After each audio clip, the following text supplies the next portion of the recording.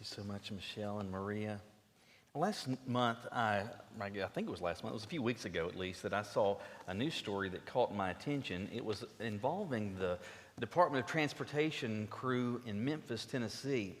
And of course, you've got federal, state, and then you've got local DOT workers. And one of the things in the local area, in a particular city, that they would be responsible for, in part, is not just the maintenance in terms of making sure that potholes and that type of thing are filled, but also making sure that lines stay fresh on the road, because over time, between rain and cars traveling, the lines just kind of get worn out. Anyway, working as a line painter is good, honorable work. There's nothing wrong with that. I am grateful, as you probably are grateful, that there are those that are putting these lines down, because in the absence of it, things get kind of hairy, right? Anyway, just because, though, someone has a task, has a job, and it's honorable and there's nothing wrong with it, doesn't mean necessarily that they do it particularly well. Let me give an example. The reason that this news story caught my attention is because of the picture that went with it. And here's the picture. All right, so in case you can't tell, that's a raccoon laying there on the road. And you got to think about the thought process that's going along with this line painting. Because you would see that. Because they're watching to make sure that they're going straight. And then, well, there's a raccoon napping there in the road. What will I do? I will paint him. I will paint him. And I'm thinking, what's the matter with it? I'm like, really? You had one job. And you're painting dead animals on the side? Really? What's the matter with you? But I guess whoever it was that did this, at the end of the day, got home, was like, well, another day, another dollar. I did my job. There are tasks that we can have. There is work that we can have that we can do where we can just kind of check the box and say, okay, been there, done that, got the T-shirt. I did whatever it was. Or we can accept those responsibilities, those tasks that we have, and we can actually do them well. We can do them successfully. We can do them with intentionality and purpose and actually do them well. This morning, we're thinking about this as part of the end of a series that we started at the beginning of the month called Getting Over It. And one of the things I want you to realize that is this: if you are a person that has a relationship with Christ, if you are a follower of His, you have ultimately, even though the specifics may differ, but we ultimately have a job, and that is following Jesus, living out the Christian life. In fact, there's a number of metaphors that the New Testament gives our experience of following Jesus, and one of them is running a spiritual race. Now, you can do this. This is your job. This is your assignment. This is what God has tasked me with. This is what He has tasked you with. And you can do this in a perfunctory manner. You can, like whoever was driving the spray painting truck. You can, or you can do this well. You can do this successfully. And being able to do so is very much linked to some of the things that we've been thinking about over the previous weeks, about carrying some excess baggage and some stuff that we need to leave behind. And so today we want to think about, as we wind this down, the answer to this question: how do I successfully, not just how do I run my spiritual race, but how do I do this successfully? I don't want to just check a box. I don't want to just say, okay, I was connected with a church, I had a Bible, I would say the blessing. But how do I, meaningfully and successfully run this race that God has tasked me with running, this process of following Jesus? Look with me in your Bibles today to Hebrews chapter 12. Hebrews chapter 12, where we're told, starting in verse 1, this: Therefore, since we also have such a large cloud of witnesses surrounding us, let us lay aside every hindrance and the sin that so easily ensnares us. Let us run with endurance the race that lies before us, keeping our eyes on Jesus, the source and perfecter of our faith, who for the joy that lay before Him endured the cross, despising the shame, and sat down at the right hand of the throne of God. In Greek, that's actually one sentence. It's kind of a mouthful, but that one sentence really helps answer the question. How do you successfully run this spiritual race that God has tasked us with? Well, the first thing, I think, based on what we see here that we need to do is this. Realize the possibility of the task. Realize the possibility of the task. Keep in mind, anytime that you're looking at the book of Hebrews, which sometimes you'll hear people say, well, Paul said blah, blah, blah, blah. The reality is we don't know exactly who wrote it. Could it have been Paul? Maybe. Could it have been somebody else? I don't know. The safest thing to say is the author of Hebrews. So anyway, you have the author of Hebrews writing this letter, and it is going to Hebrews. Well, that means Jewish. But these aren't just simply Jews. These are Jewish believers. So these are individuals that have come out of formal traditional Judaism, and they've responded to the good news about Jesus. And so they came into this world and came into families where they were steeped in the left-hand side of your Bible, and then they came to discover that Jesus is the fulfillment of that, and they've responded to that, and they are followers now of Jesus. But that has made life difficult for them because their Jewish community is viewing them as a turncoat. Many of them decide, we're not going to do business with you anymore. We're not going to even sell you stuff. We're not going to help you. We're just going to kind of ostracize you because you're one of those Christians. Well, then that also puts you in a difficult spot, though, too, because the Romans didn't like Christians either. Remember, it was ultimately based on a Roman order that brought about the execution of, the crucifixion of Jesus. And so anybody that was associated with Jesus was thought to be some sort of rebel rouser, some sort of troublemaker. And so you have these Jewish Christians that are really finding themselves between a rock and a hard place. Nobody likes them. Nobody wants to deal with them. Nobody wants to engage them. They're just kind of out on their own. And many of them thinking, well, what if we just abandon this whole Jesus thing, at least leave the Jesus part behind, and maybe we go back and at least by reverting to formal Judaism, perhaps our own Jewish communities, perhaps those in our extended Jewish families, maybe they'll invite us over for dinner again. Maybe some folks will help us when our ox is in a ditch. Maybe we can get somebody to like us again. And so what you have is the writer of Hebrews is writing this letter to encourage them, keep standing, keep pressing on, keep running this race that you have been tasked with. And throughout this letter, you see him explaining how it is that Jesus is superior to the prophets, and Jesus is superior to the angels, and Jesus is the fulfillment of everything that their forefathers had looked forward to, and encouraging them to keep running what he describes here in the metaphor as their section of the race. And with that in mind, you start with verse 1 of chapter 12 where we're told, therefore, since we have such a large cloud of witnesses. Well, who are the large cloud, or who is this large cloud of witnesses that is being referenced here? Well, if you look back into chapter 11, you see a whole litany of individuals that have just been described. And it goes starting with Abel, and you start seeing individuals like Moses and Abraham and David, and you see stacks of what we might describe as heroes or significant individuals in the Old Testament. And every one of these individuals is given as an example to say, look at what they did, and look how it was that God used them. And they are cited as examples of faith. Not perfect examples, but examples of faith nonetheless. And verse 1 says, we have this large cloud of witnesses, let us do something. And so let us lay aside every hindrance and the sin that easily ensnares us, and then run with endurance this race that is set before us. I have had people before, I remember in Bible studies before, point to this passage and say, here, what's going on here is that these witnesses that are being described here are the people that have gone before us in heaven. And so these are parents, these are teachers, these are friends, these are other believers that have known and have invested in your life, maybe those that pointed you to Christ, and they're already with the Lord, and we are surrounded by this great cloud of witnesses, and they're kind of cheering us on, and they're rooting for us, and they're saying, go, Michael, run, fat boy, go, you got this. And so you maybe have heard this, that this is an allusion to what many times we may do if there's some sort of sporting event. I mean, we say, you're cheering them on. You're getting loud and you're trying to encourage them.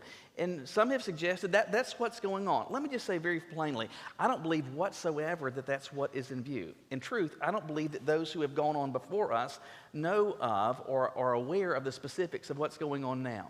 There's a whole variety of reasons, but imagine this. What if you were in heaven and you saw your loved ones down here making the decisions that they're making? Would you call that heaven? Probably not. Again, for a variety of reasons, but that's a big one. I don't believe that those who have gone on before us, I believe that they are occupied by the Lord's presence and their focus is on Him, not on me, not on you. I believe that the witnesses that are described here are these that have gone on before us that are described, for example, in chapter 11. These heroes of faith, these examples of those that have lived and have run their section of the race, and they are described as what? As witnesses. Well, what do witnesses do? Witnesses testify. Witnesses testify. So we have this litany of individuals that are testifying to what? Well, I think they're testifying to a couple of things. And one is how I would describe this way, and I've said so repeatedly. We are all a bunch of screw-ups. We clean up nice, and we can present ourselves well, and we can many times don masks that are very convincing. But the reality is, even as followers of Jesus who are taking this seriously and who are giving it our best, we still find ourselves doing dumb things, engaging in behaviors or saying things and responding ways and thinking things, observing things, plenty of things that are out of bounds. And we are still, as followers of Jesus, a bunch of screw-ups. These people in chapter 11, for all the things that they are cited for as wins and successes, they too were a bunch of screw-ups. I mean, look at Abraham. I mean, this is the guy that God used essentially to make the father of a nation, to establish his people, his chosen people, in a covenant relationship with them. But when his story begins, what is he doing? He's lying about the fact that Sarah is actually his wife.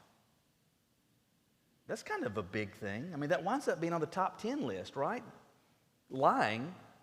In fact, saying, no, this is my sister. That really impresses the ladies when you do that. This is not my wife. This is my sister. Anyway. But Abraham is doing this, but yet he is cited as this example of faith. You've got individuals like Moses, and you've got Moses as this leader that God raises up to lead the children of Israel out of bondage and slavery in Egypt, to lead them and guide them to the promised land. He's the guy that he's of such stature that Charlton Heston plays him. And so Moses is this great guy, right? But what does Moses do? In anger, he kills an Egyptian. What about Rahab? She's mentioned in this list as well. In case you forget about her, not only is she not Jewish, she's a Canaanite, and she's gainfully employed as what? As a prostitute. But she's cited as an example of faith. I'm telling you that every single one of these individuals, that there are so many positive things and so many praiseworthy things and so many exemplary things that can be described of them. Every one of them is a screw up, and that is an encouragement to me. It should be an encouragement to you that they do not become defined by those failures. They kept pressing on. They kept running their race. They kept advancing in this life of faith that God had called them to, and they finished their section of what is essentially this big, gigantic relay that God has where we're passing off the baton. Yes, they stumbled. Yes, they fell, but they still successfully finished their section of the race. And they serve as witnesses to us because their lives, their stories, their failures tell us this. Not only can God redeem a person, God can redeem their failures. God can even redeem their sin. God can redeem their mistakes. And that doesn't mean that this makes Abraham's lies positive. It doesn't mean that Moses' murder was a positive thing. It doesn't mean that Rahab was engaged in meaningful employment. That's not to say this at all. What it does, though, is to say that God uses and can use screw-ups that He fixes up, that He cleans, that He redeems, and that He gives the baton to and says, keep on running. All of these witnesses, all of these individuals witness to us. They testify to an important fact. And that is that the spiritual life we are called to is one that can be lived successfully. Notice I did not say perfectly, I said successfully. It can be lived successfully. And why does that matter? Well, I think it has meaningful application. How I would describe it is this way. Those that were in my Wednesday morning class, I described a task that Caroline presented me an opportunity concerning just recently. It was on Tuesday. And things get kind of hairy with us, though, trying to get, we got some kids doing music lessons. Andrew was running cross country. I can't remember what Nathan had going on. So we just got so many people and so many bases to cover. And we're trying to coordinate everything and to make sure that there's something still to eat at the end of the day. And so Caroline says to me, hey, I've got some options. Can you either make the potato salad or go pick up Andrew? That's a head scratcher, isn't it? But to her credit, though, she said, I've already cooked the potatoes and peeled them. They're in the refrigerator, so you just got to put everything together. You've got to kind of make that. Or go pick up Andrew. Which do you want to do? I felt like the task of making potato salad was an impossible task. I say that for a variety of reasons. One of them is this. I don't believe there actually exists a recipe for potato salad. Those of you who make potato salad, do you go look at a box and pull out a card? Probably you don't. You've got a stack of potatoes, and then you've got these ingredients. And I discovered that we have pagans in our church that don't use mustard, or some use Miracle Whip.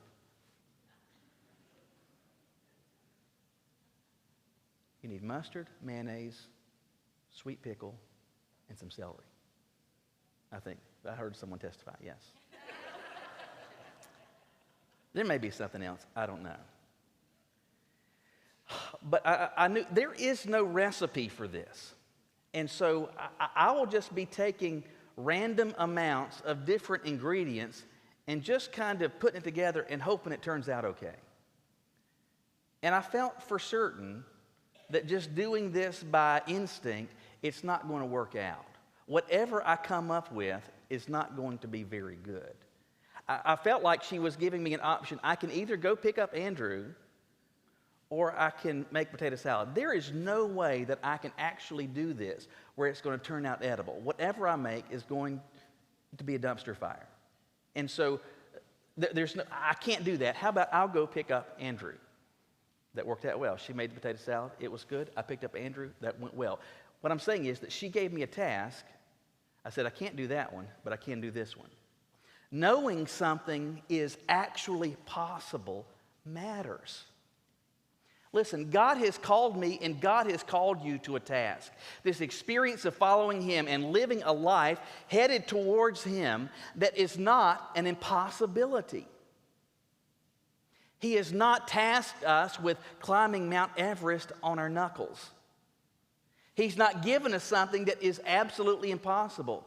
In fact, not only is it that He's not given us something that is impossible, He's given us something that even in the process of stumbling and falling, it is still possible to successfully run your section of the race.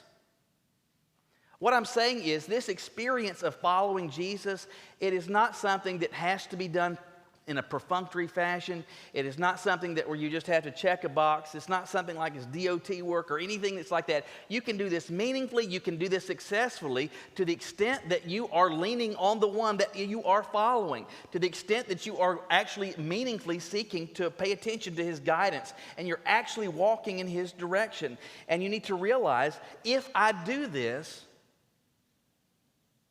successfully, following Jesus, it's possible.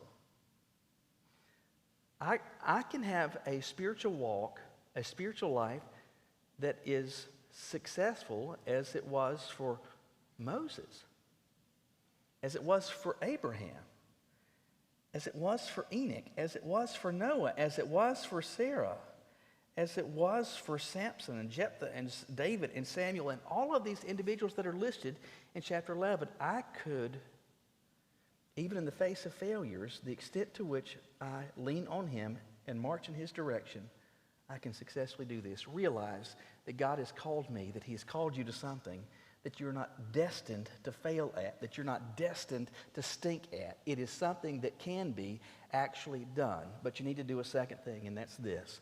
Eliminate your distractions. Eliminate your distractions. Verses 1 and 2, as I said, they come to us as a single sentence in Greek, but it is a thought that is progressively building. And there's so much that is said in this lengthy sentence that is linked one part to the other. And he starts with this call to take note of the lengthy list of examples, these witnesses that have gone on before us, that encourage us by their example. And that leads us, and in fact, everything kind of revolves around this statement in the middle of these two verses. There at the end of verse 1. Everything seems to be building up to this. Let us run with endurance the race that lies before us. So we have these witnesses.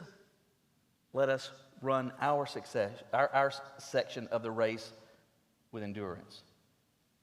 Let's lay aside every hindrance so that we can run with endurance. Let's keep our eyes on Jesus so that we can run with endurance. Everything revolves around that, me and you, running our section of the race with endurance. And again, this whole experience of following Jesus is described as a race that I am running, and it is not a short race. It is not a sprint. It is a long haul. It is not a sprint. It is more of a marathon. That's why endurance is required. It's not something that I'm just going to I'm going to do this on Thursday and I can check this off my list. This is something that I've got to keep at, that I've got to continue. And to accomplish this, so that I can run this race with endurance, this race that lies before me, I've got to do two things. And both of these things surround that admonition. So again, the admonition is for me, to you, to run with endurance the race that lies before us. How do we do this? According to the beginning of verse 2, we keep our eyes on Jesus. And according to the end of verse 1, we lay aside every hindrance and the sin that so easily ensnares us. We've got to do both of these things so that we might be able to run with endurance this race that lies before us. Let me start with the easier of the two. And that's where in verse 2 it says, keeping our eyes on Jesus. That's a call to, it's a reminder of the importance of focus. And so he's saying that in the process of living the Christian life, ultimately I am to be following Jesus. That means that I'm paying attention to His example. Why? Because the writer says that He's the source and the perfecter of our faith. That everything about my faith revolves around what it is that He has done and He has made possible for me. And not only is it that He's made it possible for me to have a relationship with Him and to follow Him, He's also the one that has perfected our faith. He's the one that did this whole living down here without mistake, without fault, without blemish, without sin, without stain. So that I might be able to pay attention to Him, I might focus on Him who did this, who authored this, and did it perfectly. So I need to keep my eyes, my focus on Him. But then he says, back at the end of verse 1, let us lay aside every hindrance and the sin that so easily ensnares us. Let me deal with the second part of that statement first. He said, let's lay aside the sin that so easily ensnares us. This is not rocket science. It's likely you could figure this out even if the Bible didn't say this. It is difficult. In fact, it's impossible to be sincerely, actively engaging in the process of following God and holding on to sin. I can't hold His hand and follow His lead so long as I am cherishing, so long as I am still clinging to the sin that would separate me from Him, that would break the fellowship that I've got with Him. So there is some bad stuff. There's some out-of-bounds stuff. There's a lot of things that God has put boundaries up, and He said, do these things, don't do those things. So I know where the boundaries are, and so if I ignore those and I'm doing the stuff that He has said not to, well, He says that ensnares me. Ensnares me from what? It ensnares me and prevents me from this whole prospect of being able to run with endurance the race that's set before me. I can't successfully follow Him if I'm clinging to this sin. So that leads all of us, I think, to start with one basic question. That is there stuff in my life, is there stuff in your life that God has said that's out of bounds that you're still clinging to? It could be a litany of things. For a younger person, for a teenager, maybe it is that you're saying, and you're sitting here on Sunday mornings, but God knows what Saturday nights and Friday nights look like. And God knows where the boundaries are that He has erected physically, and you've been crossing those with wanton disregard for His standards. Maybe it is that the internet, stuff that's out there, has really ensnared you, and that's part of your regular ongoing routine, that you might be focusing during Sunday morning worship time on the Bible, but you get that phone out on a Monday evening and it's very different what you're looking at. What I'm saying is that it is impossible for us to be holding on to His hand and still clinging to sin. There's junk that's got to go. But again, like I said a moment ago, you kind of get that. That's not rocket science. So there's sin. Sin is bad, right? So that needs to get out of my life. And so prayerfully, you need to ask yourself, hey, is there something, God help me to see, is there something, are there things in my life that I'm clinging to that are distracting me, that are ensnaring me? The other part, though, is in the first half of that statement where he says, let us lay aside every hindrance and the sin that so easily ensnares. Sin will ensnare you, but this verse doesn't say it is simply sin, and it's not simply bad stuff that will ensnare you. The reality is this: there's all kinds of things that can ensnare you, even good things. There's lots of stuff that can find itself into the positive category that might hinder us. Let me give you an example. You're aware of the fact that we all need water, right? We've got to have that. We've got to be hydrated. And I don't know about you, I would drink a lot more water if it tasted better. In fact, the more that it tastes like cherry Dr. Pepper Zero, the more that I like it. But in truth, whether it is that you're drinking it in soda or tea or coffee or whatever it is, the form that you might be consuming water, or just plain bottled water or tap water, whatever it is, we need water. We've got to have water every single day. We need this. Our bodies need that hydration. And it's also true, you know this, the more it is that you are physically exerting yourself and the hotter it is, the more hydration that you actually need. Why? Because you are perspiring, you are sweating, you are losing hydration, and so you need more water. There's a product that's on the market, I don't know if you've seen it, or maybe if you did, you didn't know the brand, but it's called Camelback, Camelbak. And one of the things that this company makes are they look like a backpack, kind of a small backpack. But in these backpacks, you don't put school books or your lunch. These things have a bladder inside of them that you fill with water. And I think 2 liters, 3 liters, I don't know if you can get more than that. But anyway, you've got this backpack of water on, and it has a little thing that you can hook over your shoulder somehow so that you can be walking or running or doing whatever, and you can just get a sip of something to drink. Some of you lushes in here are probably thinking about going on Amazon today. Anyway, I mentioned Andrew running cross country. The other week I had gone to one of his meets, and I don't know how many schools were represented there. I would say there were at least 4 schools, and you've got girls running, you've got guys running, you've got middle school, you've got high school. So I don't know, there's a stack of kids that are out there. And so I'm seeing some of these different sections run, and then I see Andrew's section of these different schools they're running. And there are a few things that I noticed. First of all, nobody's wearing hiking boots. Nobody is wearing blue jeans that's running. They've got these thin nylon shorts, and they've got these lightweight tank tops that they're running in that have their number, that have the name of the school on it. That's what they're wearing. I noticed also, and so it's hot outside and they're running, I noticed also that there wasn't a single person, not middle school, not high school, not boy, not girl, that had one of these Camelbacks on their back as they were running. You can say, well, that's kind of strange, because we need hydration. The hotter it is, the more that we are exerting ourselves, the more that we need. This product gives it to you right there. You don't even have to reach for it, just right there. But nobody had this on. Why? Because running with 3 liters of water on your back, what does it do? It slows you down.